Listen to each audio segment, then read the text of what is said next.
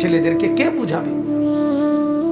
ওরা মনে করছে আমরা এত সকাল মরব না, আর কিছুদিন গুনাহ করি, আর কিছুদিন উলঙ্গ ছবি দেখি, আর কিছুদিন নাচ দেখি, ছবি দেখি, অশ্লীল বেহায়াপনা।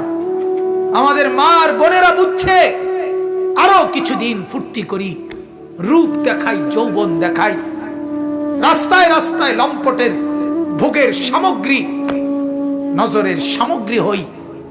এই হলো আমাদের মা আর বোনেরা। টেলিভিশন ভুলায় দিছে ওদেরকে আখেরাত, কবর, নর্তকীর নাচ, উলঙ্গ ছবি, গান, বাদ্য, নাটক, সিনেমা, নাচ, গান, ফুর্তি ভুলায় দিছে, ভুলায় দিছে। ঘূর্ণিঝড়ের পরের দিন আমি নরসিংদী গেছি, গিয়ে দেখি রাস্তার পাশে এরকম প্যান্ডেলের ভিতরে যুবক যুবতী ওপেন নাচতেছে, ডেক সেট বাজতেছে।